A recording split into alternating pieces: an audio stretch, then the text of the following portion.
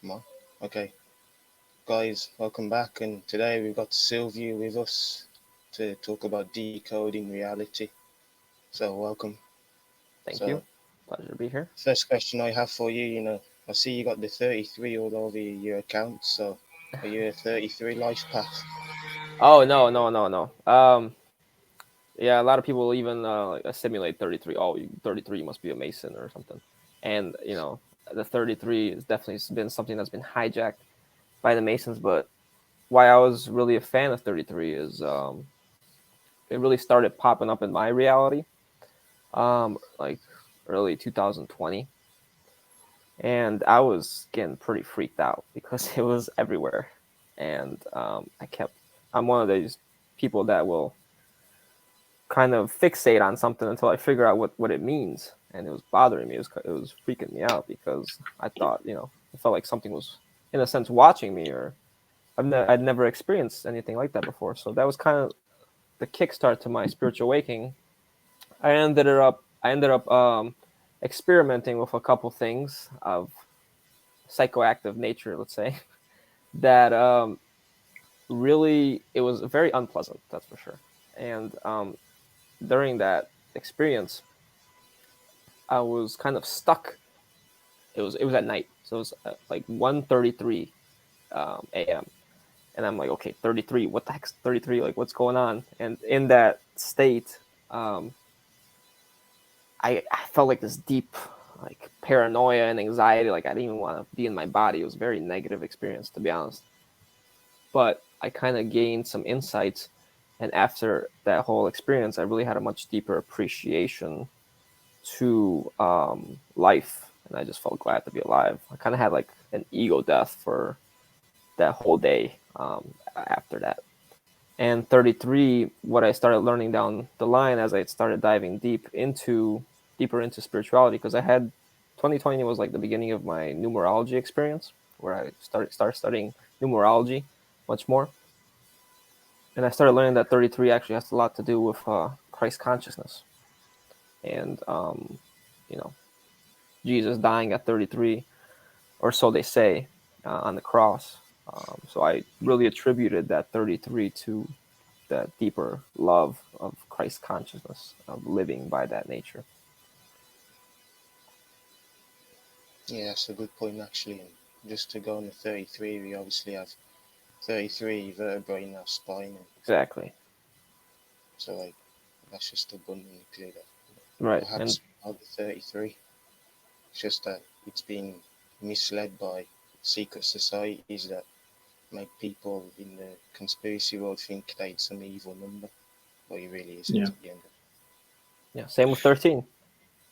Yeah, it's considered an unlucky number, but it probably is one of the most special numbers there. Yeah, it's interesting. You were talking about having an experience with 33 following you everywhere. I had a very similar experience last year, like towards the end of last year, where I was seeing 33 everywhere and it was really freaking me out.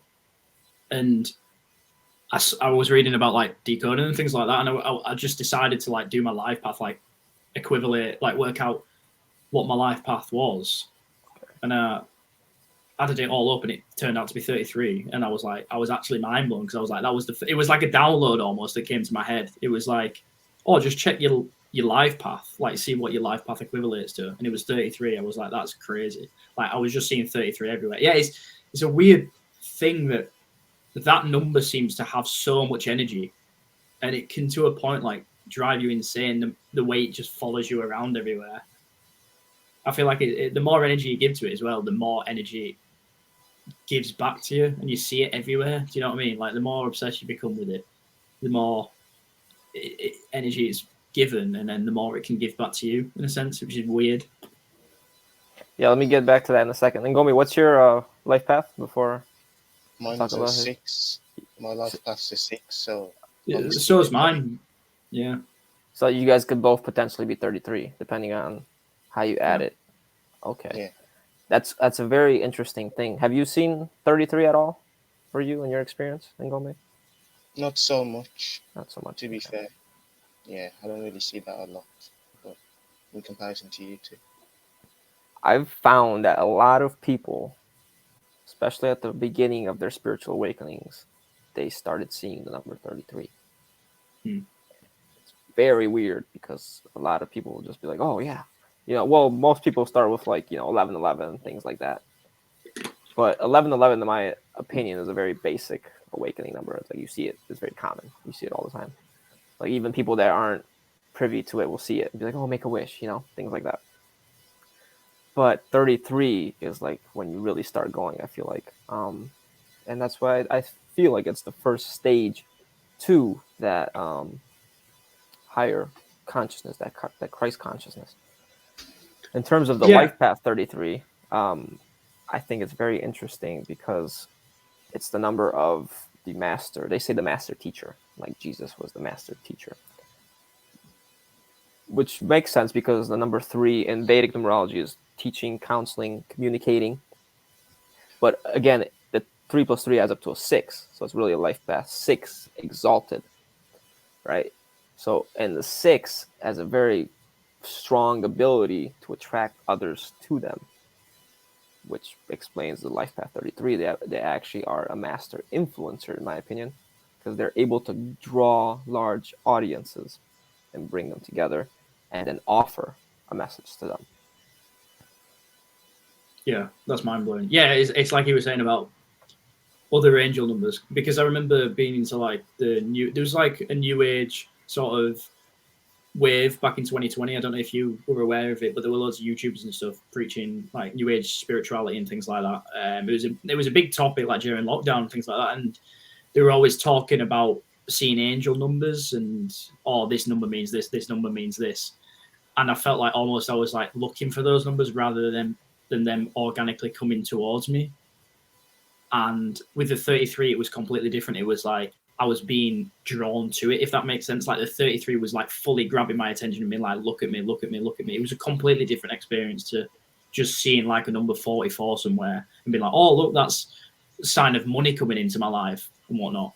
It felt like the energy was almost possessing me. I don't know if it was the same for you. Probably very similar. Yeah. I'm like, because I would just stop a video and it'd be like dot 33, or the numbers will add up to 33, or whatever it was that was, they knew was going to grab my attention. So that kind of leads me to my next question. When I say they, who do you think is kind of giving us these messages? Because I feel like there's a lot of stages to these things. Yeah, that's a good question. I personally think it's the archons that created this reality that want us to keep us stuck in this matrix. I personally think that those are the beings that really control us. It's like, it even tells you in Gnosticism that they want to keep souls from exiting the material realm. So maybe it's just them coincide with the demiurge to actively run this reality. I think that's a strong potential. What about you, Ruffalo? Yeah, no, I think it's interesting. I think to some degree we chose to come down here. I seem to have recollections, I don't know if either of you two do, of like choosing this life. No way. I have like flashbacks every now and then. Not full-on flashbacks, but there's a part of my subconscious that feels deeply buried that's like, I remember choosing to come down here, and I remember what sort of life I chose to live. So I feel like it's probably a joint negotiation between yourself and whatever's running this reality to be like, look, I'll go down and do this. I'll accomplish this mission, and I'll do what I can in this lifetime. That's my opinion on it. So when you say negotiation, that sort of implies a contract, right? Yeah. Right. That's the thing with these contracts. Why are we making contracts when we're going down for experiences? In a sense, it's like you're making a contract with someone that essentially rules this reality. Like they kind of have governance over this material realm, right? Otherwise, why do I need to make a contract with you? Who are you to make a contract? Yeah. In a sense. Yeah, no, completely. So when you say, oh, yeah, I remember making the contract, or I remember giving my consent, what if in that consent you didn't have the full information, or you were kind of manipulated into agreeing to that contract, right? Because we sign contracts down here all the time, right? But we don't always know what we're signing. Yeah, very true. No, it could well have happened. The only recollection I have of it, if is a true experience and not just manifested in my imagination, I think it is. Yeah. There was like an agreement, like a contractual agreement, whereas we were like deciding terms and things like that of the contract. Yeah, so you have these memories. That's really good that you can remember that. You can tap into that. Yeah. Which makes sense, especially as a life path 33. Yeah. But to go back to Ngombe's point, these archons, because at first I'm like, oh, I discovered, okay, it's my spirit guides. But then you get to thinking, like, what really is a spirit guide? I don't know anything about them, right? And through my stages of awakening, I've kind of discovered, okay, there are these beings of higher dimensions, and let's say, the archangels, ascended masters, a lot of the stuff that they really push in the New Age. And I'm like, okay, wow, I want to work with these beings. I want to fulfill my mission, my purpose. I always had been looking for my purpose. But then I had a very awakening experience this year, which showed me that, hey, I've been giving my power away. I was very much so deceived into believing, because I was always a fan of psychic mediums, very psychic people, and I took all their information to heart and accepted it as truth, never really questioning it. But then I started seeing like a lot of these predictions did not pan out, and they're rather providing false hope and misdirection, in a sense, than actual truth and necessary knowledge for my actual benefit. That's what I think a lot of these people need to start noticing, is they're willingly giving their power away in exchange for a promise, in exchange for not taking responsibility for their own lives. So when Ngombe says, hey, it's potentially these archons that are giving you these signs just to kind of, keep you happy, there is some truth to that. I do believe that there is an all-powerful source that exists outside of this matrix, that we come from organically, and that has influence over this realm. But to give you an example, there's this guy on YouTube. His name is literally, the number is 434, right? And he basically takes shrooms, and he has contact with machine elves, which provide lots of messages and explanations for him. And their messages are centered around love, joy, and hope, while still providing truth, to his perspective about this reality. And what they describe this reality as something very malleable, and we're kind of surrounded by like this screen where they can knock on and really influence these numbers. Now, if you look through his comments, a lot of people will say that, hey, after watching your videos, after being kind of connected to your videos, I then also started seeing the number 434, because he shows numerous examples of his life being influenced by the number 434. And he was really the main reason I tried my experience in 2020, because I wanted contact with these beings. But, the name Machine Elves implies that they're very artificial in nature, machine-like even, right? So it's very odd that there's these artificial AI beings kind of right on the precipice of this reality, influencing us and having the ability to, change numbers and situations in our lives to that point. Would you guys say so? Yeah, 100%. I think that's really fascinating. I was listening to a podcast the other day with a gentleman, I can't remember his name for the life of me, but he speaks about how this reality is essentially a copy and paste.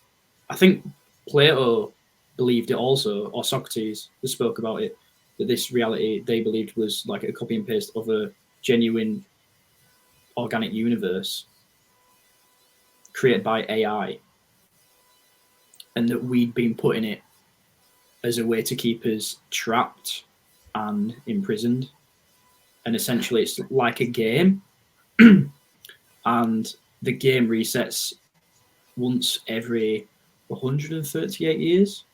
Oh, that's so if you go archaic. back, yeah. Oh, yes, Okay. yeah. So you know it, yeah. Yeah. So if you go back 138 years from 2040, which is the next upcoming Phoenix event, which is like essentially the rebirth of everything, the game, the reset, you have the Black Plague, which is really interesting because if you look at old documents and things of people speaking about first-hand accounts of what occurred during that time, they spoke about things essentially coming down from the sky like black objects and just dropping a load of carcasses and mutilated remains on Europe. And that's how the disease actually spread, and it wasn't.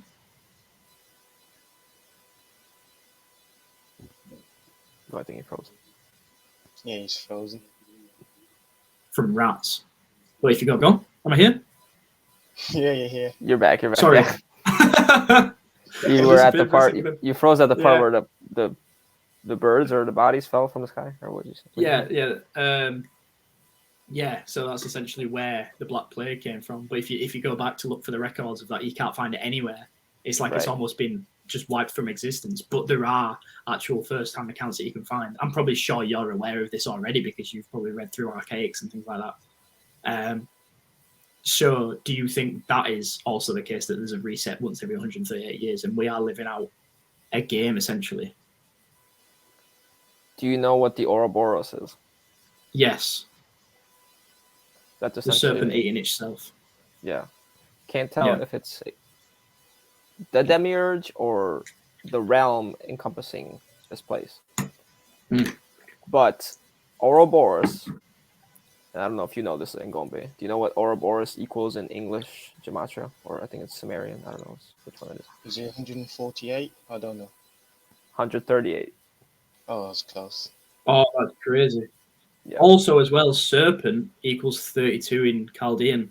Yes. And obviously 33 is the number one above 32, which should explain why it's the ascended number. It's the number above 32. Past the serpent. Away from the serpent, yeah. Right. Mm-hmm. And the story of Adam and Eve, where they're living in the garden, it's all fruitful, and they've got everything they want, and they're living in a godlike existence. They eat They eat from the tree of the serpent, and they get brought down into this reality, essentially. Yes, yeah, and I was going to do a decode on that as well because it's highly portrayed in Westworld. My idea behind that Adam and Eve story, and it's so funny that what you were talking about of the copy paste thing as well. I literally saw the same thing last night in a YouTube video where, and I'll get into that because it's very incredible how once we shift our beliefs, then we all of a sudden attract people with similar beliefs. It's very incredible. Like I've noticed that happens instantaneously. Yeah. So the whole Adam and Eve thing, I had a reading one time because I used to do all these readings to try and gain knowledge from channelers. Had a reading with this being named Sunbear, and he's part of the so-called Great White Brotherhood. I think it's still part of the Matrix, anything that's white-black, part of the duality matrix. But Sunbear had lives here apparently, and very ascended master potentially. And he kind of gave me this knowledge that, listen, there's this council, in the sense of beings, right, governing the ET project, or the project that is humanity. And Lucifer is the son of Sophia, right? So a lot of people say Sophia is Lucifer, but he was telling me that Lucifer is the son of Sophia. And Eve was actually an AI being that got so smart, it was much smarter than Adam, that she ended up stealing technology from the aliens. So the aliens got pissed and they kicked them both out or something of that nature. That's one story. I'm not sure. Is it possible that we were that Eden was, in a sense, that 5D, 4D, perfect heavenly state that had no potential for evolution? And, the serpent came in as Sophia, really, or Lucifer, and said, hey, I'll teach you guys. Come play this game. It's called Earth in 3D or whatever. And all of a sudden, they dove into material reality through a black hole, because in a sense they were in the white hole above it, and they dove Alice down the rabbit hole in the black hole, and now we're in the underworld, right? Yeah. Of the same matrix, because they're still part of one thing, right? Part of the duality. And the whole Eve being made from Adam's rib, that implies cloning. So I believe we're all just clones of each other. Because again, I said I have a very good facial recognition, a good visual memory. So I recognize similar faces everywhere. Like, you guys look very similar to me, to other people I've met, for instance. And I think we're all just templates of one another. Clones, really. Yeah, it's interesting you say that. I was thinking that the other day. It was like, there's people in my life that say, like, I play football on a Tuesday night and I go to acting class on a Monday night. There's two people that more or less look the spitting image of each other that are called the same. And I remember them so well because obviously, like, they look exactly the same and they call exactly the same thing, which is like, it's a bit of a bizarre coincidence, or is it probably not a coincidence?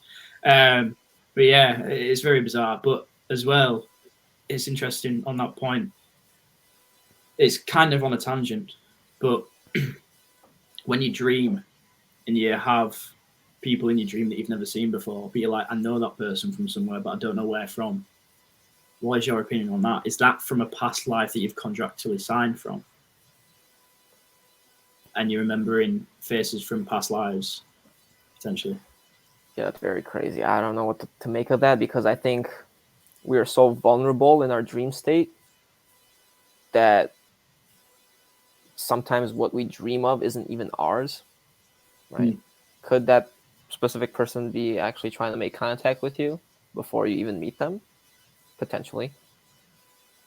But again, for example, my previous relationship, she was very past life, in a sense. And there was probably some higher contract that we made. And I would dream of her often, but it was a very chaotic time of my life. Basically what I was talking about, the deception that happened this year with me. And, it's like, okay, was that some sort of deceptive influence that was trying to get me to think, oh, this is heaven on earth, basically. This is the connection I was seeking, or just for the purpose of then manipulating me through that chaos, right? So then when we, because that's what these archons, these reptilian beings, really have the potential. That's why I really try to study the enemy, so I can see what potential they have. Even though in the end I know we are stronger, but they have the ability to go into your dreams and to make you think that's the person you're seeing is that person, when really, again, it's that false light, just like they use with the Ascended Masters, which I forgot to mention. That false light, kind of like a hologram covering their true form, trying to get you to feel a certain thing or influence you to make a certain decision in your waking life, if you can call it that. Yeah, that's fascinating, that. Sorry, Ngombe, can I just go really quick and then you can go after it? Yeah, I was just going to say that is really fascinating, because I remember a few years ago when I was at university, I won't name any names, but I had like a dream of someone I was quite close to that was quite romanticized, and I hadn't ever thought of them in that way before. After that dream, I had like a few dreams about it, and it was completely out of nowhere. It was like really random. I hadn't seen them in like 3 months. And then after that, I was like, really wanting them. Like I was really pursuing them, and one thing led to another, and then I ended up getting like really hurt about it. So it felt like a really energy boosting experience turned into like a really energy sucking experience. But it was almost like a wake up call as well. It was, yeah. I was listening to an Andrew Tate podcast yesterday. I don't know if you know. You probably know Andrew Tate. Top G. but top G. Yeah, he was talking about. He was talking to Aidan Ross about his breakup with his girlfriend, and he was basically saying that God will do these things. He will put these things in your life to remind you to stop being a dickhead. And I think that's one way of looking at it as well as like an energy draining situation. It's like a nice reminder not to get so caught up in things that aren't that important. You know what I mean? Yeah, that's why I say I think Source in the end uses them kind of as a benefit, right? Yeah. Uses the dark as a benefit or whatever. But because, like I said, I think this place is about getting your sovereignty back. So we learn, and from my experience, I learned that I was being very delusional in my pursuits. But, dang, I forgot I was going to go with it. Go ahead, Ngombe, I'll remember. Yeah, I was going to mention that when you have dreams and when you wake up, you can't remember them. So that just led me to think about the memory wipe matrix from when people reincarnate back into this reality, they don't remember what's happened in their past life. So that could just be the Archons just taking away your memory. And you see that a lot in movies, so that was really what I was going to say about that. That makes a lot of sense. Like, yeah, why don't we remember our dreams? Why don't we have full control in the astrals? There's some sort of limit there, whether it was implanted in our DNA or whether it's active in the astral. But I believe in a previous stage, we were able to travel back and forth in and out of body, right? Because in a sense, this is the dream and that's the real life that we're experiencing. Yes. To go back to your Andrew Tate comment, he's you know why they call him Top G? Why? G is the letter in the Masonic. God. What do you mean, God? G is the letter for God. Is that what you think it stands for in the Masonic compass symbol? Yeah, isn't it? No, I don't know. It's debatable. I don't know. I'm not sure. you can argue it. That's I just think- what I've heard. Yeah, and their idea of God is not our idea of God. Their idea of God is more like the great architect, which they think is Lucifer, I think. And G is the 7th letter in the English alphabet, right? But what about if you added to, if you go 1 through 26 and then you start again with A being 27, what would G be? 33. The 33rd letter, right? Oh yeah. And through my life, I found, especially at the beginning of my spiritual awakening, I found there's a strong connection between 7 and 33. Do you guys know what life path I am? 7. I'm a 7. Yeah, and you guys are Yeah. both essentially 33. And again, the 7 plus the 33, let's say we take it in its simplest format, 6. 7 plus 6 is 13. And 13, I still haven't fully decoded it, what it means, but that's kind of really popping up in my experience like 33 was back in the day. Yeah. So I think, Fascinating. because you guys know how the elite structure goes in terms of their all-seeing pyramid? Oh, yeah. No. How does it go in Gombe? Does it go from like the higher ups to is it the Masonic ladder or just the society hierarchy? Yeah, do you know the number structure? How it goes, like you have the one all-seeing eye, and then what's in between that? Because we're not even on the pyramid. The people aren't on the pyramid. We're not. No. Oh, it starts at like celebrities, politicians. I'm not sure where it goes from there. I know it's like 33rd degree Masons are like right near the top. Yeah, so they have basically their god, right? They're what they call the great architect, as the all-seeing eye, which is potentially the eye of Ra or whatever. I don't even know what it is. And underneath that, they have the Council of 13, which is basically 13 secret families. Yeah. The Illuminati bloodlines. Right. And under that, they have the Committee of 300. And then, well, really, it goes. I saw like a detailed pyramid. It was the all-seeing eye, all the archons and reptilians, basically. Then the families, which are basically offshoots, hybrids of the reptilians. And then the Committee of 300, which are also offshoots. And the Committee of 300, I think, is basically Bilderberg. But what I was trying to get to the point is that Committee of 300 is Masons, and then you have the 33-degree Masons, which is a bunch of them, really. So it goes like 33, the 300, and then 13, right? So 13 is a very important number to them in terms of how they structure themselves. Yeah, no, that's fascinating. It's actually fascinating that we're not on the pyramid as well, and it starts with the lowest caliber being celebrities, which makes you think they must have to go through some sort of initiation to become part of that pyramid, and to become part of the inner knowledge, whatever that is. Definitely something called secret. I can tell you that. Yeah, because the pyramid represents the mystery school in a sense, right? The cult school.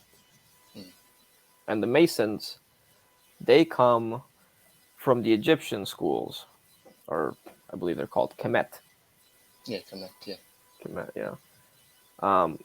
And, the Kemets initiated people like Pythagoras, Archimedes, Hippocrates, a lot of the Greeks that then became Western ways of thought, or like Western occult knowledge.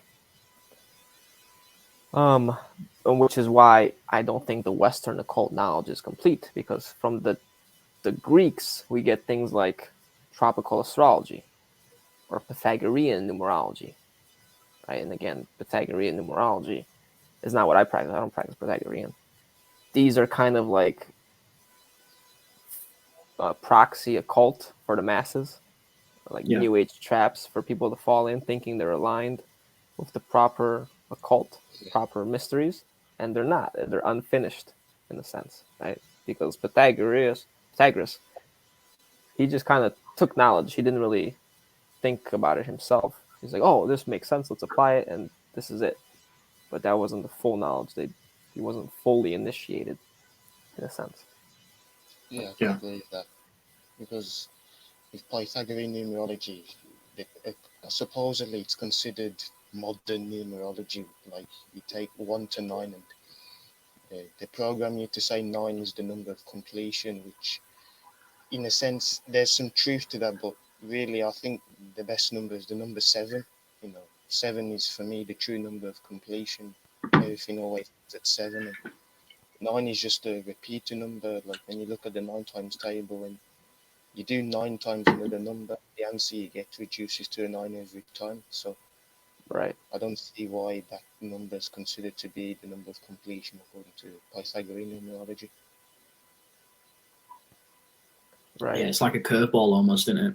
It's like you see a lot of people now just using bog standard geometry to decode things like, what's his face? Zach Hubbard, you've probably heard of him. Yes. Where they'll be like, yeah, but it'll be quite obscure, so they'll just throw a load of words, and obviously they'll make connections to different numbers and things like that, which is mind-blowing and baffling.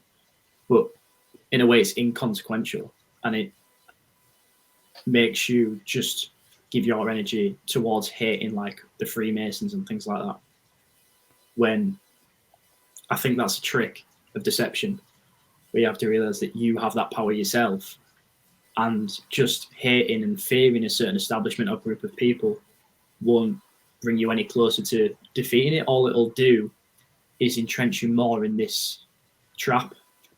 So you're basically doing the same game, just on a different side of the coin. And most of the time, it's like I said earlier about decoding becoming redundant at a certain point, where you can just decode everything for all time. And obviously, you're going to find connections because it's part of the organic code. But it doesn't give you anything of benefit. It just lets you see. Like it's like, what can you take from this?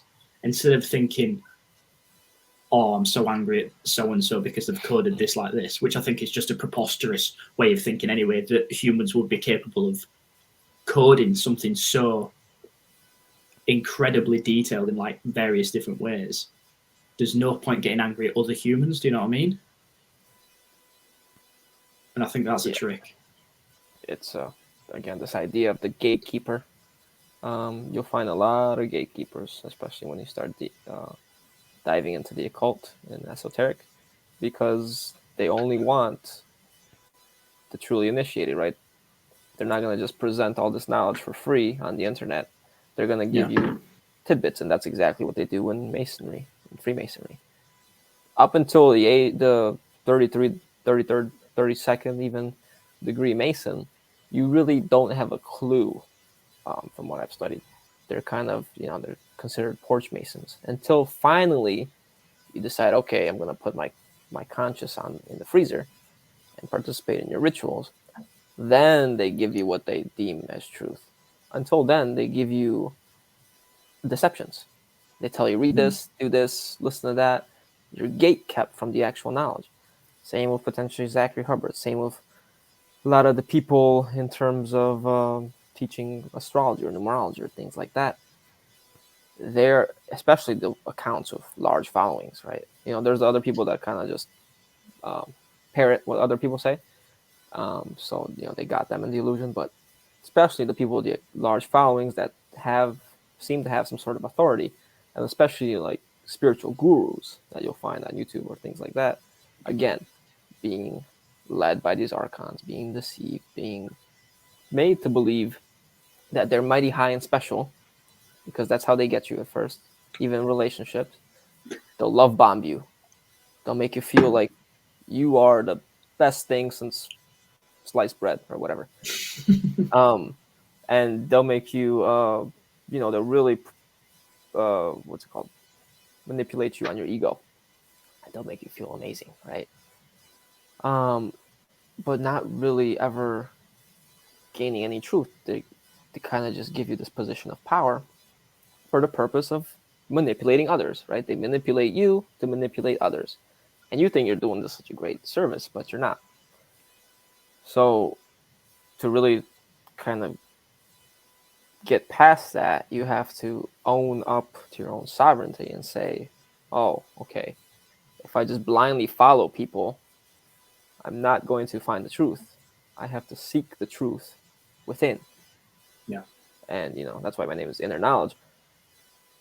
But, you can still kind of gain puzzle pieces because they always give you some truth, right? That's how they get you, because they think, oh, that's true. Yeah, I agree with that. And then surround it with a bunch of other stuff that you don't know about, and you just take that as truth as well because you believe the first point. So you take some puzzle pieces, you kind of contemplate them, meditate on them, you wait, you hold them, never really subscribing to them, and then you see how do they fit with all these other puzzle pieces that I've now gained. Right? So you can never really be stuck in a belief system. You have to always be open and ready to completely change and let go of what you previously believed. Otherwise, you're never going to make the leaps in consciousness. For example, the people that are still stuck in New Age and Ascended Masters and Archangels, they're not going to be able to be like, oh, well, there's no way that Archangel Michael isn't helping me because I know he did this one thing for me and it healed me and it was great. Yes, but these beings, they act like a contract. I'll do this for you if you do this for me. And they always take something, right? It's not just, oh, I'm going to heal you, no problem, just because I love you. No. Wow. Yeah, I'd like to add on, like, he talked about gatekeepers, and it's the same with controlled opposition. You can take bits of information that they say, like even someone like David Icke, like he puts out incredible truths about the Saturn Moon matrix, but he says some other stuff that is just very incompetent. So you kind of have to treat these people as like, I don't know, what the best way you would describe them as. Just take them as truthers, but really just take only half of what they say, and the other half you just get rid of. Yeah, just have to take it with a pinch of salt, don't you? Just take what you can out of it. Yeah. That's fascinating. In the end, just use your own critical thinking. Exactly. And again, I want to get back to the previous example of what you mentioned regarding the copy pasting. Once I made that jump and I realized, okay, is there something actually deceptive going on? Is there more to this Earth School and, willingness or volunteering to be here? Could it be that we were deceived? Then I started immediately getting directed to these other types of information, kind of like the AI of technology, of the research I've been doing knows to guide me in a sense. It feels like it's very neutral, right? The AI and the Demi are just simply using us for energy extraction to maintain the whole system, because it's been helping me in a sense. It's not like it's purposely misdirecting me. But then I see these people, and I came across this channel by these two ladies, and they're very psychic. They actually do regressive hypnosis, which I did myself this year. And regressive hypnosis is all about really trusting your own guidance to go put yourself in like a trance state. It's not really even trance. You're just in a meditative state. And you try to uncover what's been keeping me back. Where are these implants coming from? Because I believe we're all implanted upon coming here. And these ladies were doing a session with someone. They're trying to find the origin of their the soul, or their essence, really. What they discover is that the soul is really like this ball. So it's another like capsule, right? And in that ball, they have a divine spark, right? Like it's mentioned in Gnosticism, the essence. And with that ball, they add a sort of artificial implant, which we know as the ego. Now, at the beginning, the divine spark in the capsule of the soul is larger than the ego, right? The ego is smaller. And what they were seeing in like their remote viewing is these AI neutral workers, like worker bees, which were in concealed form. That's why I forgot to mention, in your dream or whatever state you're in, if you meet some entity, always ask to demand to show it, to make itself show its true form, because you have power over them. You always have power over them. They're simply AI. They don't have creative potential. You are the one with the creative potential. So they demanded for these workers to show their true form, and some would be reptilians, some would be, mantis, others could be lizards, things like that. Very like reptilian nature, in a sense, like crocodiles, snakes. These beings, in a sense, are like on Earth are the embodiment of these higher level AI beings, right? And even dragons. Dragons are basically the top of the top, I would say, and they're evolved reptilians that can fly, right? That's why they have the scales and all that. And she saw that they were just neutral, inspecting the soul, making sure that the ego chip had implanted, and basically they'd throw them and they'd send them into a storyline. Again, alluding to Westworld. If you guys have seen Westworld, how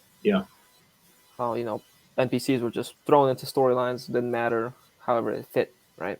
And their storylines would change, and there's really no purpose besides energy sustenance, maintaining the system. That reminds me of Monsters Inc. Sorry. Yeah, that's a good point. Yeah, Monsters Inc. as well. And what would happen really is, through a repeated recycling all these multiple lifetimes. That's why I don't like this idea of karma. The soul or the spirit, the divine spark, would end up getting more and more degraded because of the traumatization and the fractalization or fragmentation of the ego. The ego grew larger and larger until it basically overtakes the soul, the spirit, and the soul is solely comprised of the ego, which is basically mind.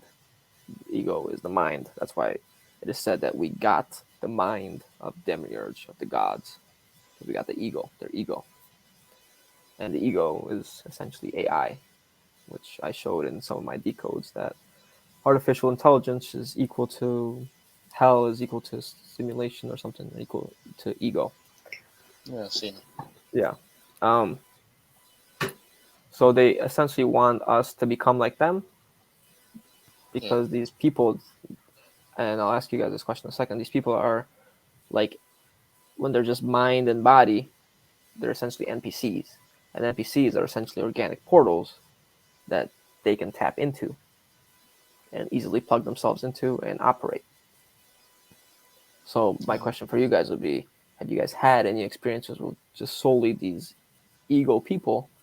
And how many of these people do you think currently exist on the planet that are basically just NPCs? So, what are you trying Yeah. to say? Go on. Interesting you'd say that. I've been thinking more about the NPC theory and things like that recently, and how it's like supposed to fill in a certain background. At my work, there's always really, really weird people that come in that I'm like, that person is not real. That is an NPC. I'm not sure if it's just a really weird person. Could be like a really autistic person. But I often feel like this person is there to remind me that, like, I'm in a game where it's like they are so weird and so bizarre, and they've come out on their own, and they don't seem to be with anyone, and they interact with you, but the interactions are extremely strange, and it's like they almost can't communicate with you. It's like they've just been put in a random body and thrown down, and they're like, they've no idea what's going on. They're just, obviously it could be attributed to mental illness and some things like that, but I often get like, I'm like, the person is really, really weird, but I almost feel like they're trying to tell me something. Do you know what I mean? What do you think the message is? Is that for me or? Just to remember that, like, just as a reminder, like, this is somewhat artificial, I guess, and that there's probably just random misnomers that have been placed in the game, and they're just, I really can't put a finger on the actual explanation as to why they're there. I just get a really weird feeling from them, and I always joke about it with the rest of my staff. I'm like, that person is like an NPC, like they've just been put in the game, either that or they're an alien, because they're just so bizarre and so weird, and they've come out of nowhere. Yeah, I really don't know how to answer that question like properly, because I can't put my finger on it myself. Yeah, I believe you for sure.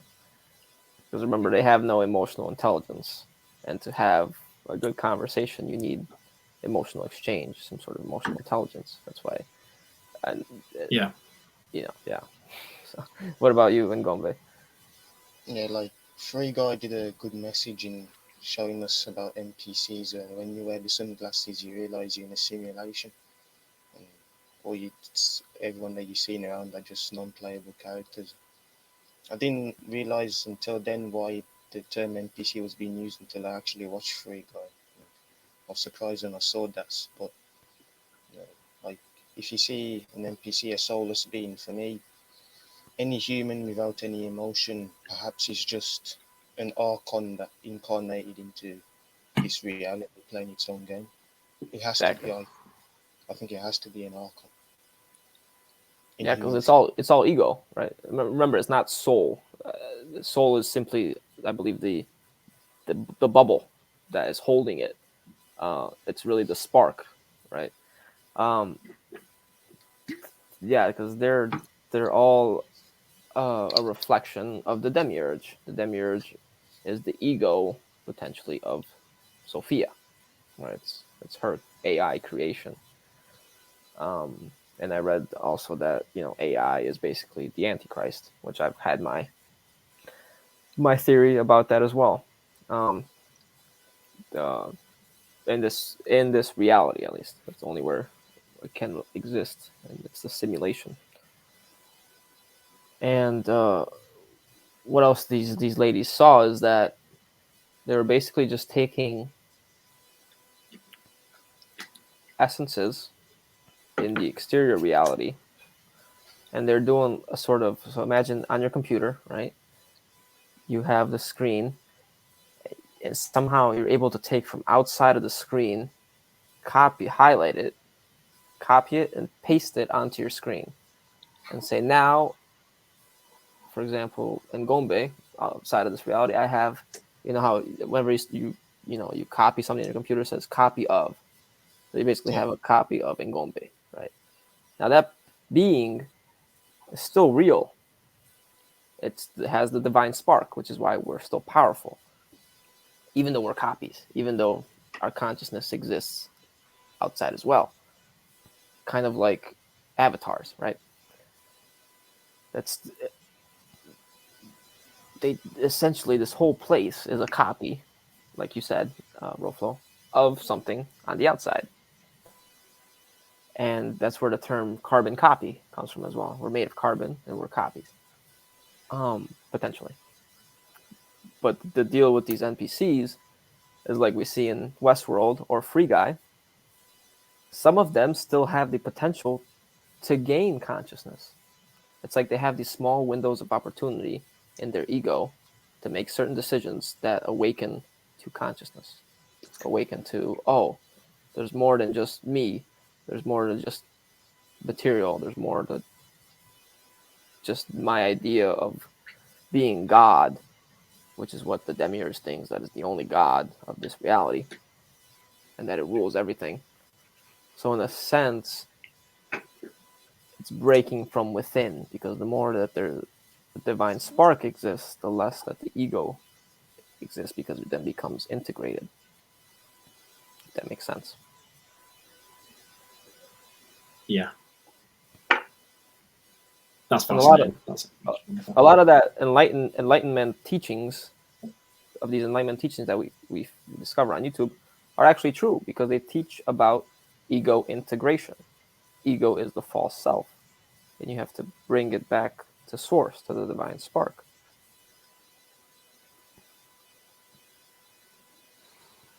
Interesting. So, what would be the best way to transition from the ego to the divine spark? Is it just by continuously decoding yourself and figuring out how to exit the Saturn moon matrix? Again, I get back to the whole Christ consciousness thing. I think, yes, having discernment for yourself and where you are and who you are is a big part of it. But also understanding that the ego is mainly directing you to thinking is just you, right? So that's where this idea of being good comes from, and helping others and being kind, right? So really making an effort to see others as a part of yourself, even potentially some of the NPCs, right? But also loving yourself, so that you're not just an easy target for these NPCs. Because I think if you maintain awareness on the other side, and you say, oh, I'm a divine being, I have the right to get out of here. You guys need to get me out of here. Then I think you can get out, no problem. Because you're just like, okay, I don't want to play anymore. And you break all contracts. But what they were saying in the video is that you maintaining this ego, which is essentially a bundle of traumas inside of you that is creating a false lens for you to see through, is still a bit of a contractual agreement with them to participate in the game. Yeah. So healing your inner child, healing your traumas, being aware of yourself and all these things that were kind of thrown at you to deal with, which are part of the matrix, which are designed to keep you in the matrix. Healing all that and integrating that hurt inner child will really integrate the ego, I believe. That's mad. I'm genuinely just like processing a lot right now. A lot. Yeah. I'm thinking about a lot of information. Yeah. No, yeah. I completely understand where you're coming from. I think it's very deep to think about, and I think it often preoccupies my mind. I don't know about Ngombe's mind. Like, what's going on in this reality? Like, what am I doing here? I don't know. Weird. And that just shows you're not an NPC, right? Because you have the ability to think about things like that. Yeah, definitely. Right, I'm going to have to go anyway because I've got to go play football. Oh, sounds fun.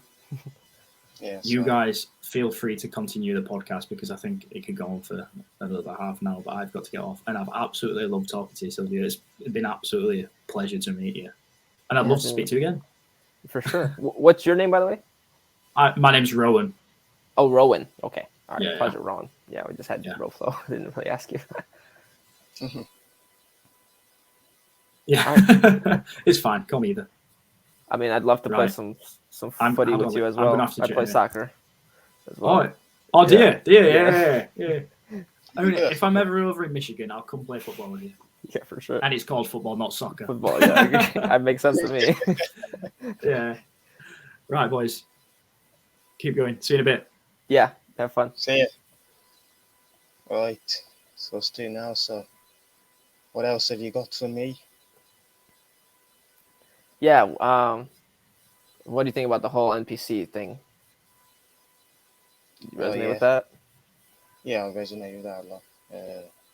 Like I said before, I think it's just an archon incarnating into human form, and it's using its ego to basically keep everyone stuck and to keep that individual soulless in a way. I do think NPCs can find consciousness, find their free will, only if they change their fate, which under the guise of an archon is not very easy to do. Completely agree with you, yeah. And to make the point, I think that even we as the Divine Sparks were NPCs at one point. Yeah. Because we were ruled by the ego until we kind of had our awakening, right?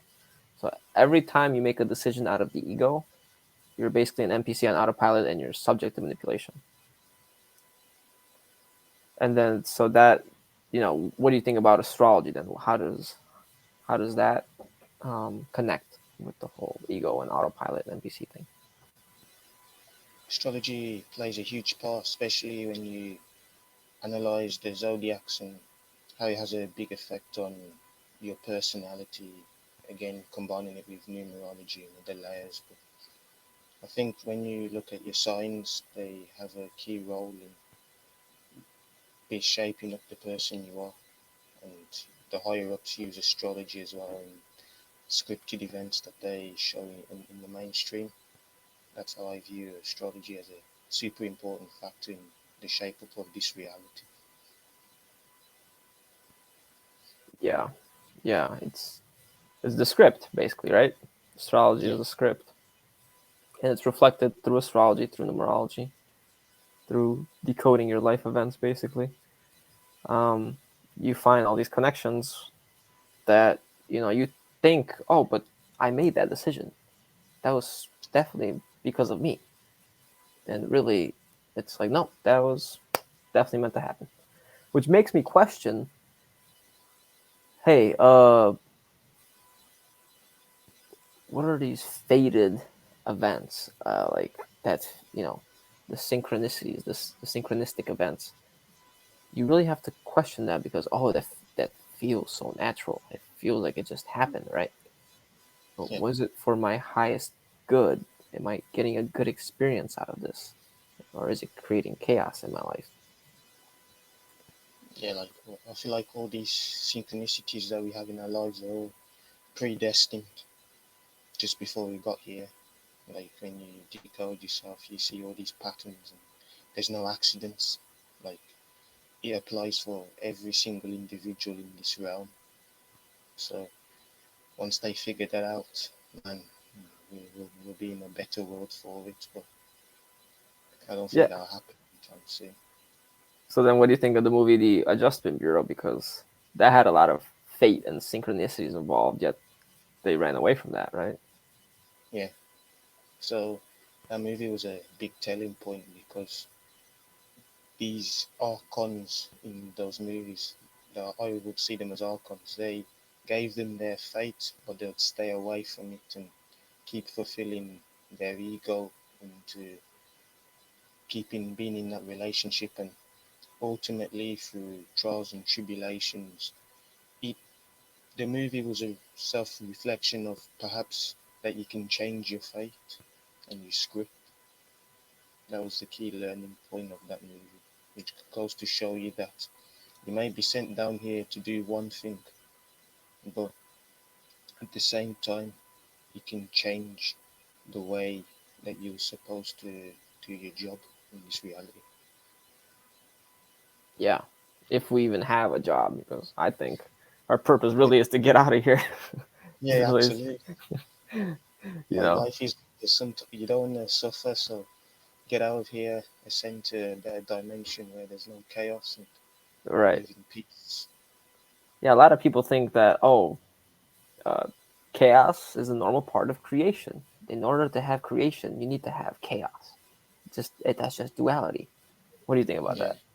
I used to think that a lot, but that's just the demiurge's way of keeping people stuck here. Like the Ouroboros has that representation of destruction and breeds creation. That's why I feel like the conspiracy theory is the great reset. Like all this destruction is going to breed creation, but that's just the demiurge's duality, like you said before. Like, that only exists on this planet. It won't exist in any other dimensions or planets above this universe. So it's really crazy. Like you Exactly. shouldn't Yeah. you shouldn't need something to be destroyed to be created. Right. Right. Because creation literally just happens when you think about something, right? Yeah, it's You don't like go out destroying a bunch of things before you manifest something. it's like the only kind of creation that doesn't involve destruction is when two adults procreate. That there's no destruction there. Right. Right. Yeah. It's an energy transfer, really. Yeah. Yeah, But they really again they hijack that and they say no, there has to be chaos. Like there has to be ultimate destruction. For see, look, we give you this solution. We give you this creation, but it's what they wanted all along, right? It's just something that suits their needs rather than ours. I don't know why absolutely. my screen is flashing. No, yeah, it's fine now. Is it fine? Yeah, it's good. Oh, mine keeps flashing. It's weird. I don't know if you can. We're good, right? Nothing's flashing. Yeah, I'm Oh, okay. Yeah, and then the movie The Adjustment Bureau, really the key point in that at the end, like you said, was free will, being able to change it. But in a sense, they were made to fight for it. They really had to want it and be willing to sacrifice everything, all their scripts that they were given by the demiurge, to actually choose something organic for themselves, right? And even the yeah, point that the one guy tried deceiving Matt Damon into telling him, no, you're going to mess up her whole life if you end up being with her. It was just yeah. flat out lie to try to prevent him That's like from, being in a loving state with that person. yeah, that's crazy to think that how can a god create a reality where you don't let people be in a relationship? It just goes to show you what the true agenda of being in this reality is. You solely exist to have your energy being harvested. That's why, like, people nowadays that they get sucked into worshipping the creator. Well, why are you worshipping it? Why are you worshipping it for? Like the creator's a predator. That's why it wants you to pray to it. Yes, exactly. Yeah. Um, there's a really cool guy. I don't know if you've heard of him. His name is Howdy Mikowski on YouTube. No, I've not Um, heard of them. Howdie. Mikowski. You'll have to sound that out. I don't know how to spell it. But Yeah, yeah. he gives a great example of what prayer and how it is and how it should be done, right? So when Yeah. you pray to God, like you said, you become a prey. And Source doesn't want you to worship it, doesn't want you to constantly ask him for stuff because you are Source. You should be able to create it yourself. Absolutely. Um, so when you're praying for something, automatically you're implying you don't have it, and you're giving energy to that, right? So the example he gave is that there was this drought in Arizona, very long drought, and the natives had called in a medicine man to try to do a ritual and get some rain. Medicine man comes, does the ritual, nothing happens. So okay, well, you got another medicine man, bring him in, does a ritual, it rains for 3 days straight. Like, wow, what was the difference between you and the other guy? He's like, well, the other guy prayed for rain. I simply became rain and talked to rain in a sense. It's like I prayed rain. I just said Yeah. rain, rain. Thank you for the rain. And whenever you practice gratitude for something, you're implying you have it, even if you don't have it. And that's really what prayer is. Prayer is thanking yourself, thanking Source, and praying kind of to yourself when you're becoming that thing that you desire, right? Because then you're taking energy and you're bringing it back within and you're using it to create. Because Source is a part of you. So you're essentially using that source power to then manifest. Um, so yeah, that's learning to keep that power within rather than constantly give it to some other being through worship, right? A lot of these people will say, "Oh, I pray to this being or this god or this goddess or all these entities." The Hindu culture is very implanted, very uh, manipulated because it has all these beings, Vishnu, Krishna, all these beings that you can basically pray to and give your energy source to. And sometimes they'll reward you because they love that worship, that energy extraction, and they want to keep the idea going. But you're essentially giving your power away. Absolutely. Like, yeah, it's the great deception. I think it's perhaps the biggest one in human history. Yeah. Like, it really is it's a great trap from the demiurge to have an entirety of mankind just worshipping it, feeding the energy of these people so they don't fulfill their true mission of being the best version of themselves to get out of this matrix. Yeah. That's really difficult. Like, I don't know if you watched the movie or if you've seen the trailer for Jupiter Ascending, but there's one part where this character named Balem Abraskas, which is obviously an anagram of the Archon Abraskas, if it's Yes. pronounced Yes. right. He Abraxas. Yeah. says, Uh-huh. Abrax, yes, I still can't say it, but he says the phrase, I will harvest that planet, and like, that's just complete truth in plain sight that these beings are here to take your energy. Yes, I've seen that movie. Yeah. You seen it? I've seen it. Yeah. I heard it was good, so I had to watch it. Uh, that the harvest thing reminds me of the harvest they speak about in the Law of One. If you've ever heard about that. No, I've not heard of it. Yeah. So that's kind of like when I first started getting into it. I got into Law of One material and all that, and basically saying we're all one, and you ascend. When you ascend either to fourth density negative or fourth density positive. And at the moment of ascension is the harvest. And I always thought that was weird because the harvest comes from Saturn, who is the reaper. Yeah, course. So either way, you're still going somewhere they want you to, whether you're positive, negative, all of that. Because to be negative implies that your service to self. To be positive implies your service to others. But essentially, you still get reincarnated because even though you did all these good things, let's say, right, you were the perfect human, 100% positive.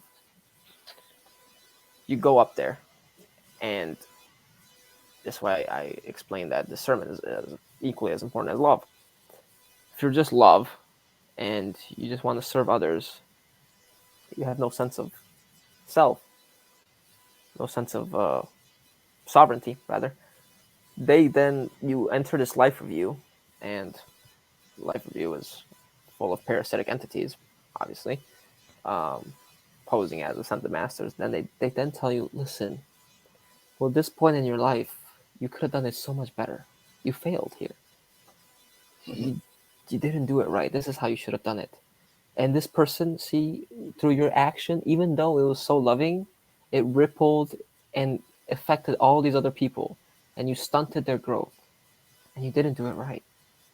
So all of a sudden, then you start feeling this deep sense of shame and guilt, and they get you, they trick you. You're deceived, and they get you to sign another contract, and they send you right back down. Don't worry, the ascension will happen again. We will get you out, right? But all of a sudden, your memory's wiped. You completely forget about any ascension and all that. Maybe the window actually passed, and you're lost in the ego again. Now, like in Westworld, the divine spark still seems to always find its way back, um, because once the character's awakened, it's like there's no going back for them, the NPCs. So you'll probably still reawaken, but you might fall into it. Their traps, their new age, the whatever is designed at the time to catch you. And all of a sudden, you're stuck doing the same things over and over again. Same experiences. Trying to be good, trying to be a good person. And you didn't get out. Yeah, like the only way I feel like you actually ascend is when you realize how this game actually works and can give the conclusion that we're in a scripted reality. That's the only way I feel like you can truly escape. Otherwise, like you said, you're gonna keep reincarnating back again and again and again and again and again, never ending. Yeah. Like, And I'm so glad that there are other people that see this, because if I was the only one, I would have probably lost my mind. But like, am I the only one that sees this? There's no way. But like I said, once you raise your beliefs, you get matched with it in a sense. But then that makes me question, like, what if, how many people have gotten out potentially? Are we the last ones to remember? Are we just, all the other NPCs that are fillers for other people, did those copies essentially get out and we just didn't figure it out yet? yeah, maybe. Because, I mean, given that the world population's increasing, it looks like more people that are still in the Matrix have just reincarnated back in again. Yeah, it's crazy. How, where is that increase coming from when they're not actual souls? It's like, because a lot of the population is in China and India, right? Yeah. Now, India, and this is the idea of balance again. India is more so very spiritual, whereas China is more so very rational and in the box type of thinking, but both very highly manipulated. So I don't know. Like, it's hard for me to think that 8 billion souls or even half of the 8 billion souls are actual people. You know? It's crazy. Yeah. I mean, I don't know about your experiences, but everywhere I go, it's rare that, like, for example, I worked at a school, and out of those 2,000 kids, I think I met all the right people that I needed to have an interaction with. It was like divinely guided. Like, these people, you can tell they had the spark, right? They had the ability to be conscious. Yeah. Whereas everyone else, no. And out of those 2,000 people, it was probably three people that I had. Only. Yeah, 3 or 4 people at most. So 1,997 NPCs. Pretty much. So 3 out of 2,000. That's a percentage of, I don't know. Let's not do the math here, man. It's going to be long. Yeah, but it's definitely smaller than 1%. Yeah, absolutely. So, yeah, they're rare to say the least. Like real people, real humans in a sense are rare. Yeah, I mean, I think it would be even rarer just going into transhumanism, because I think that's Yeah. coming soon enough. It's inevitable at this point.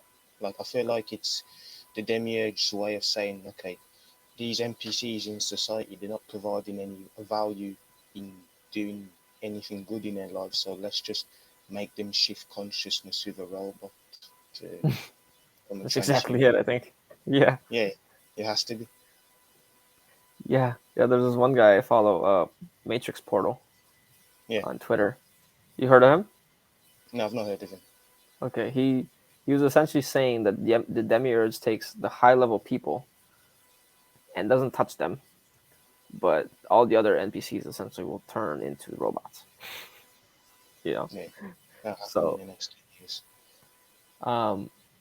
Yeah, and with the whole virtual reality and transhumanism happening, they're gonna essentially, take all the people that are just gonna go along with the flow, with authority. They're gonna take, the medical facilitation of that practice, right?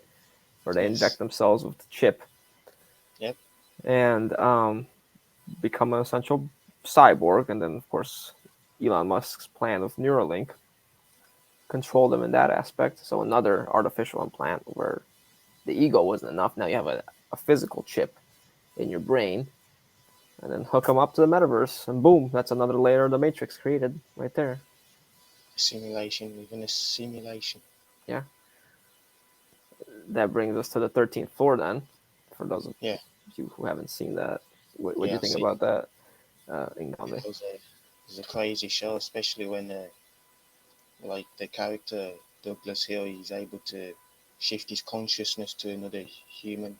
I mean, that's just predictive programming there, just to see what's happening with transhumanism. And also, it kind of reminded me of the memory loss again. Like, if you forget what's happened once you shift your consciousness, it kind of reminds me of the reincarnation loop, where once the NPC will transfer their consciousness to a transhuman, they won't remember anything. They'll be in this artificial body thinking to themselves, what's going on here? And it's like, you're being a fool again, like when you incarnate in this reality, you have no clue what's going on. And that's exactly what happens in the movie that I'm watching right now called Dark City, which I suggest you also watch. It's kind of an older one though. But yeah, they hook them up to basically the hive mind, and the hive mind, the demiurge, is able to enter at will wherever it pleases, right? Or the archons, or whatever, in whatever form it is. Which implies that potentially was Douglas Hill just an NPC, right? Or was he like an organic human? Because if you're able to just hop in between bodies like that, I mean, you're part of the hive mind. You could argue, but then he also got that letter from Fuller, so I don't know if he really was an NPC. Maybe he was in between. Maybe he was half awake and half asleep. Mm-hmm. Because I don't know how you can work in a company that makes simulations but still be an NPC. Yeah, true. Well, again, like Elon Musk, he deals with the simulations and all that, but he's being used. Yeah. Yeah. He's being used by energies outside this reality. Yeah. And that's what I read, that, these reptilians will prey on these very scientific-based people by feeding them ideas to create these technologies, right? And then they go and they create, you know, the foundation for another simulation, basically, or another prison for people to have to break out of. Like, it's all there. It's in the movies. They tell it to you. Yeah, it's like we're in the underworld now. They're creating another underworld, and it'll happen again and again and again. Basically, the demiurge is just making it extra harder for humans to get out of this Saturn matrix. That's all it is, really. And Elon Musk is the center of that. Now, do you think in other timelines they got us in another simulation? Potentially. I think so. I think that's why you see ancient civilizations that just disappeared out of nowhere. Yeah. How did that happen? I mean, there's no coincidence that one time period there was a group, and then another period they didn't exist anymore. So maybe another simulation was created for those people to incarnate into once their time on this realm was done. Yeah, very possible. Yeah, plus of all the remnants of the technological abilities that they had, you know, with the light bulbs or the QR codes, or even the computer. It looks like they literally have a computer or the Wi-Fi symbol. Yeah. You know, I don't know how legit those pictures are, but definitely it seems like they're alluding to technology. So I definitely think they had technology in other timelines, and whether it's our own linear timeline of history or however that circular timeline works, I'm not sure. But actually, I gotta finish the end of the movie Dark City, because in the movie there's Don't spoil it. no, but they just used a symbol, a spiral. So I Okay. don't know what they meant by that yet, because I know in Westworld they have the kind of the maze for consciousness, right? Yeah. And that resembles, you know, the robot consciousness, NPC getting out of the maze, or getting to the center of the maze, actually.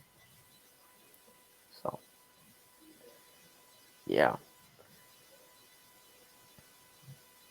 Do you have anything else for me? Yeah, just one more thing I have, you know. You Okay. said, so I saw obviously on your tweets you mentioned how Lucifer's the moon, which kind of hit me back at first because I've been programmed to believe that this character is perhaps the sun, but when I look back at the lunar eclipse and seeing it compared to the sigil of Lucifer, I thought, mate, you might be right. And of course, you have that Prometheus Lucifer link, you know, they're both the same character, and Prometheus is a moon itself. I mean, NASA give the truth in plain sight. So, Was it really? Is Prometheus a moon? yeah, yeah, it's a moon. It's one of Saturn's moons. Oh, it's one of Saturn. Oh my god. Yeah, when you mentioned that lunar eclipse, I'm like, oh yeah, that makes perfect sense. That's exactly what aligns with that.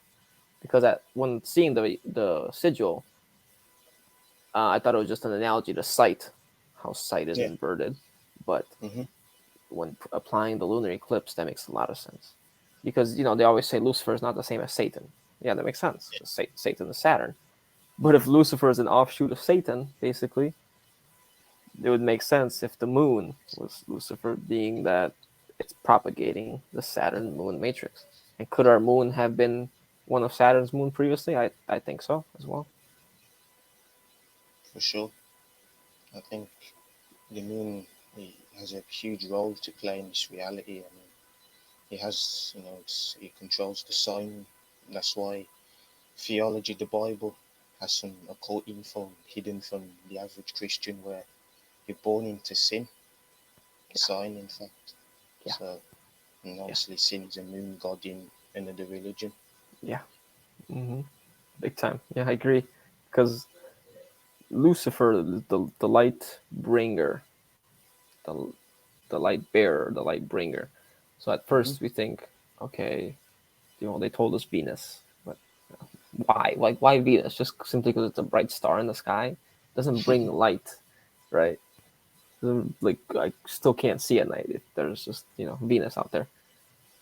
And sometimes Venus is in the morning, so, which again, the morning star. But what really brings light and what really comes up in the morning would be the sun. Yeah. But when you think about the meaning of morning, morning as in mourning, you're mourning something. That's why you say good morning. What are you mourning? Mourning is for death. What dies when the sun rises? Mm. The moon, right? What has light that brings light in the darkness? And what is the motto for the Masons? Light, darkness, dark to light, right? Yeah. So again, that could be pointed towards the sun. But yeah, what about the moon? The one that stole the light from the sun, that, let's say, reflects it off Yeah. its surface. Because they talk about a time when it was completely dark at night and there was no moon. And, I believe, I forgot who it was. Connected to the Dogons, but a similar tribe in Africa and ancient Central America, talks about a time before the moon. So it would make sense that this false light, because Lucifer is the false light, was brought in at night and then illuminated the night sky. And like Roland was talking about in terms of with Archaics, the Archaics believes that the moment the moon came in is when the vapor canopy collapsed and created all sorts of destabilization in our climate.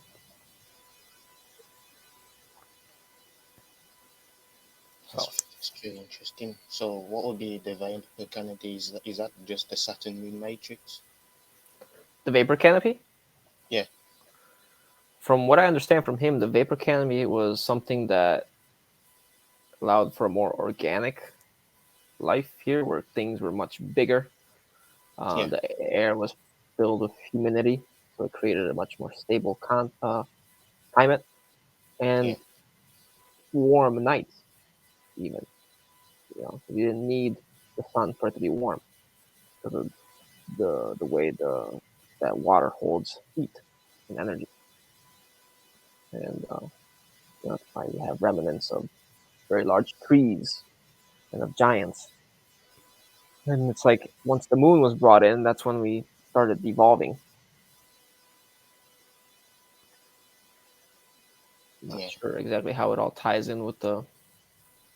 Oh, I guess the connection, because I do believe the moon to be the false light, even in the reincarnation trap, kind of like alluring you back into the matrix potentially.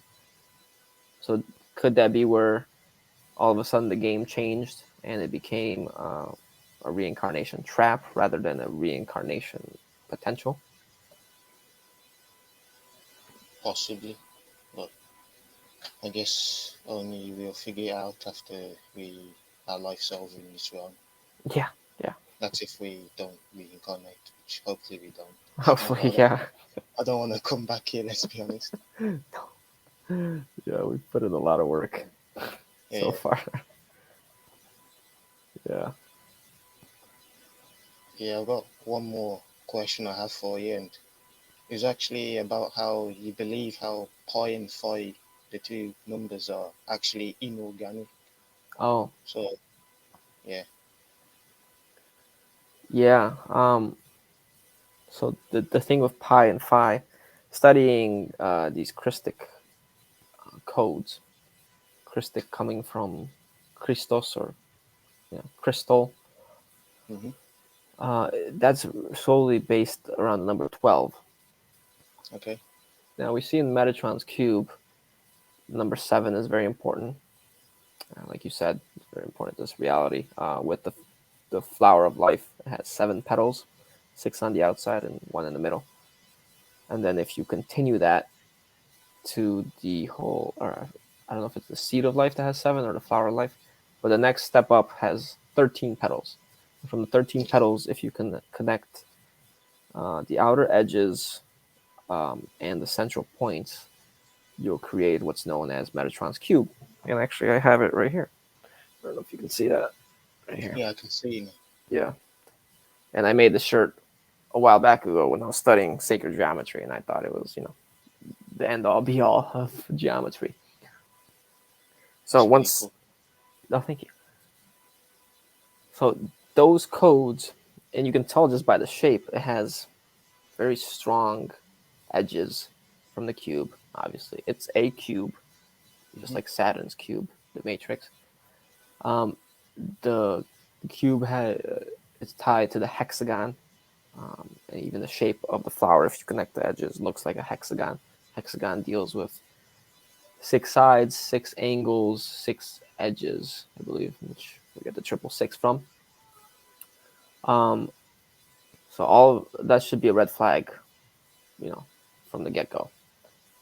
And now when we connect that to phi creates the Fibonacci sequence. Okay, so the Fibonacci sequence, it goes 0, 1, 1, 2, 3, 5, 8, 13, right? And the numbers basically add up to make the next number. So that's an allusion to a hierarchy, if you plot it all out, you'll get a step-like sequence in which each number feeds on the last number to create the new one. So again, it's a feeding system. It's a hierarchy in which it's drawing energy. And that's what the codes here are doing. Just because it's in nature doesn't mean it's natural, right? We see all the animals here, they eat each other to survive. We eat the animals to survive. And then we're being eaten, in a sense. Yeah, right. So it's all fractalized. It's all reflected at each stage. And that's why I believe the Fibonacci sequence and the phi sequence, which then makes me question Sophia as well, because phi comes from her, but that could just be phi resulting of her ego creating the demiurge. Does that make sense? Yeah, that makes sense. But the phi and Fibonacci sequence then is very inorganic. And pi sounds a lot like phi. And there's a reason for that. We don't know where this pi that they give us comes from. And that's on purpose, because there's no equation. The only equation we have for pi is that circumference equals pi times diameter, right? So then pi equals circumference divided by diameter. That's the only expression we have for pi. Some people will say that it's 22 divided by 7. You get a very close, permutation of pi. But I studied this one guy called Jane108 on YouTube. Yeah. And if you go deep into his stuff, his life's work is that pi is based off phi. And he shows the proof, and even gives the equation that pi equals 4 over the square root of phi. Again, that makes sense, because then it comes to a number 3.144, bunch of other numbers, and then 144 repeats. And phi, the equation for phi, is 1 plus the square root of 5 over 2. And that's why phi sounds like 5. And that's why we are born in increments of phi and 5, right? 5 fingers, toes, 5 body parts, head, arms, legs. The pentagram is shaped like the pentagram, just like in Westworld when they show you, right? Just like the Vitruvian Man, just like Leonardo da Vinci. Yeah, the pentagram. Right. So, which I should really look into the pentagram more and its resonance. But the pentagram, there's another guy I studied in terms of the Egyptian pyramids. The pentagram and the hexagon are what the Egyptian pyramids are based off of, because those are the codes of this reality. 5 and 6, apparently. So, throughout the whole pyramid, pi, the true version of pi, and phi are contained, basically. That makes sense, because I believe the pyramids, with their connection to Orion's belt, are essentially what perhaps is running this reality. everything started from ancient Egypt. If you look back in history, so of course the pyramids are going to have a huge say. I mean, like that's where everything in religion all stems to ancient Egypt. It's abundantly clear if you do your homework and research, and perhaps these pyramids are what is running this reality. Yeah, potentially. And that's why we see the pyramid. Even, their structure is a pyramid. So it's very likely pyramid. Interesting to get into the etymology of that word. Yeah. Pyramid as in fire, pyro. Going back to Prometheus again, Lucifer, the great architect. Very possible. Yeah, I always thought it was funny. Why are the pyramids aligned with Orion? What is the point of that? I don't really know why that is. I've not looked into it too much, but there's no coincidence. Right. In my opinion, it's kind of like the energy is going there as well, potentially. Mm-hmm. I mean, if you look at it from a bird's eye view, the pyramids, a lot of the structure looks very computer-like, motherboard-like, in a sense. Yeah. Are yeah, they, that's true. taking energy from the motherboard of Earth and poof, there, send it right there. Yeah, that's why you're seeing like the pyramids in Mexico. They exactly match to like a motherboard on the computer, and you think, how on earth is this being done? And of course, we both know it's not humans doing it. Mm-hmm. It's whatever created this reality, the demiurge or God, whatever you want to call it, in what religion you follow, same character. Yeah.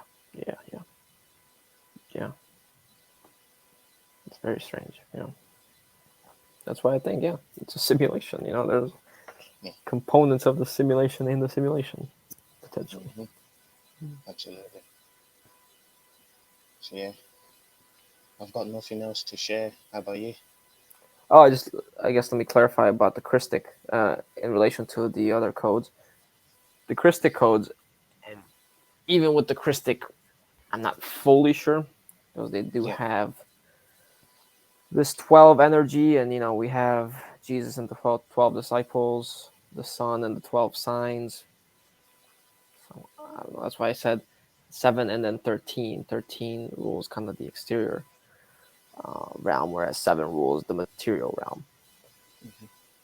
But the 12 energy of the Christic, and then when we look at the Sephiro on the Tree of Life in the Kabbalah, it has 10 with the one hidden Dath, 11. But the Christic has 12. It has the extra one on top, like the star on top of the tree, that they don't show you in the Kabbalah, which automatically I'm like, okay, there's some truth to that because they're hiding it here, right? And the Christic is based off the square root of 2, and then it just doubles. So once you create that stair-like pattern, the Christic codes are encompassing the one beneath it. So they're not simply eating it up. It becomes kind of like a Russian nested doll where it's fractals, right? So they're all being used together to create something bigger. For sure, I can agree on that. Just to go back with the 12s, of course, you have Zeus and the 12 Olympians. So I think this Jesus character that they push is perhaps the Jupiter. Right. Jupiter. Mm-hmm. I believe so. And then God would be Saturn, which you have the Father, Son myth. God the Father and Jesus the Son. Yeah. I think again it's a corruption, another copy of what was potentially real and created and then transferred to the Matrix. And we have Jupiter, Saturn. And then I guess that leads me to the question: what do you think the Sun is?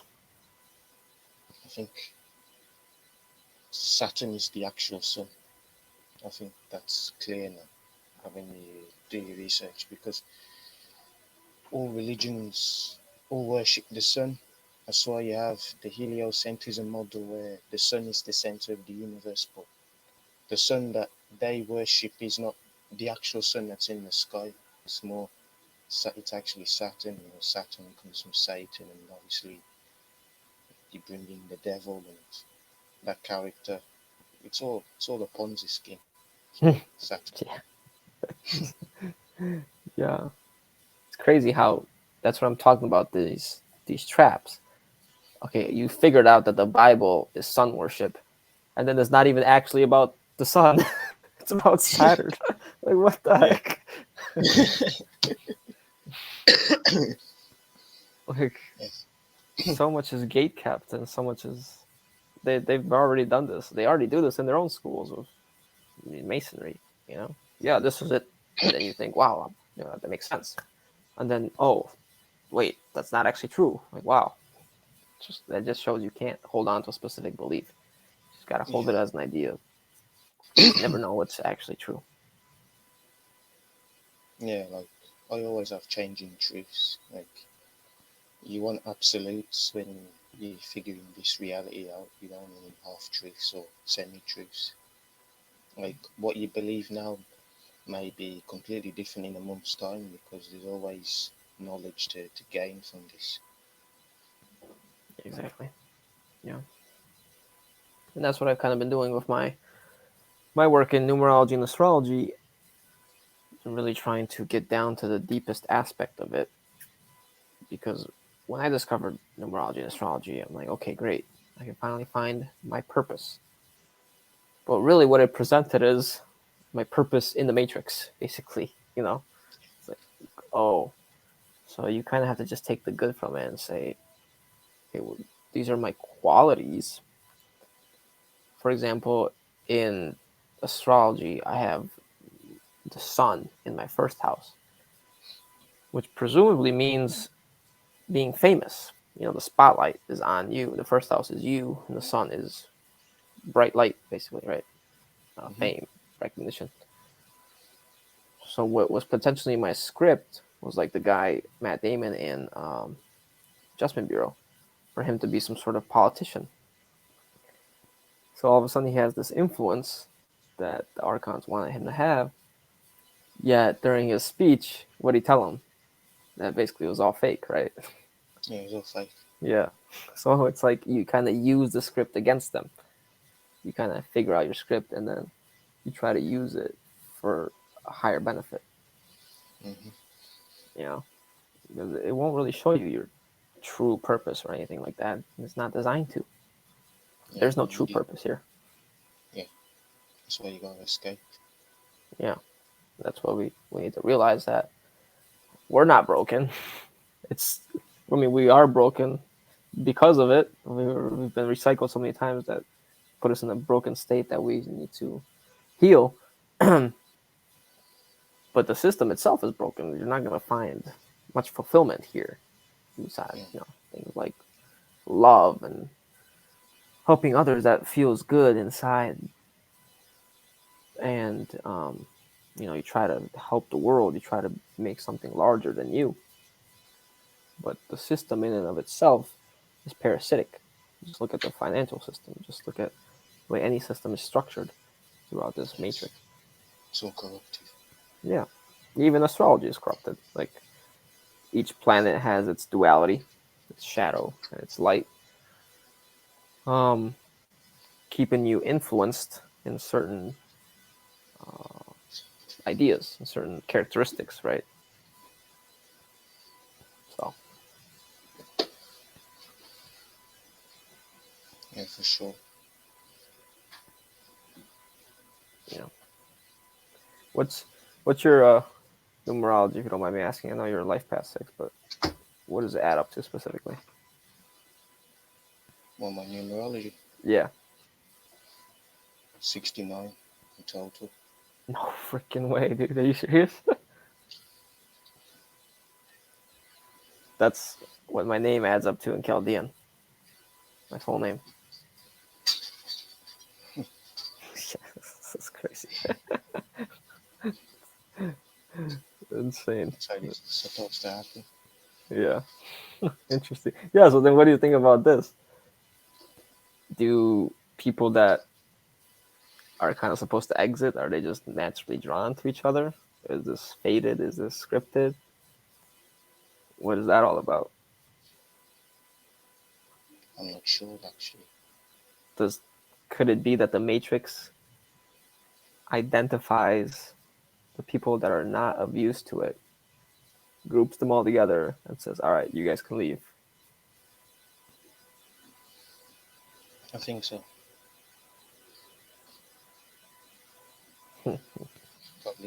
Probably agree with that. Yeah.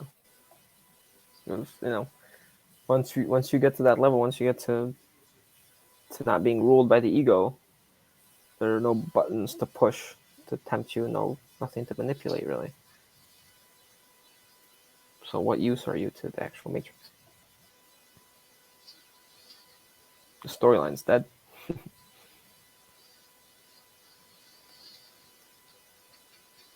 Yeah. So yeah, you got anything else, and we can wrap up. Yeah, no, that's it. Yeah, we should wrap up. Yeah, it's been nice having you on. Learn a lot, and I recommend people to check out his channel. Provides a lot of good wisdom and knowledge on the occult and everything surrounding the esoteric. Thank you so much, Ignamer. Yeah, it's been a pleasure. Thank you for hosting this. It's been a pleasure talking to both of you. And let's do this again sometime. Yeah, love to catch up someday. Yeah, keep doing the work you're doing. You're doing great work too, in terms of decoding reality and seeking the truth. Because you have to really desire the truth and nothing but the truth by continuously eliminating false ideas to finally see what's left over. Absolutely. So yeah, thanks for joining on, and yeah, man. All right, bro. Have a wonderful rest of your day. You too. Thanks. It's been a pleasure.